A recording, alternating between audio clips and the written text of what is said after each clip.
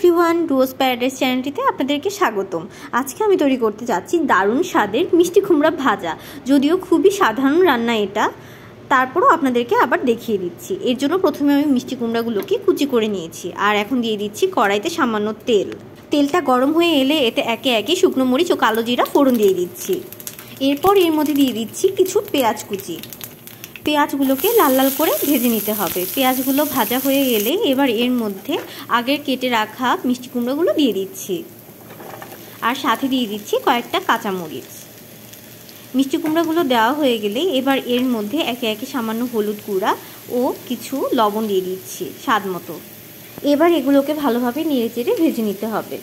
মিষ্টি কুমড়াটা আমার আগে থেকে বেশ মিষ্টি ছিল, এজন্য আমার আলাদা করে কোনো চিনি ব্যবহার করতে হয়নি। তবে আপনাদের রান্নার সময় যদি মিষ্টি কুমড়া বেশি মিষ্টি না হয়, সেক্ষেত্রে সামান্য একটু চিনি ব্যবহার করতে পারেন, তাতে টেস্টটা আরও বেশি বেড়ে যায়। ভাত বা রুটির সাথে এই মিষ্টি কুমড়া ভাজা কিন্তু দারুণ লাগে। রান্নাটা ভালো লেগে থাকলে চ্যানেলটিকে অবশ্যই সাবস্ক্রাইব করবেন।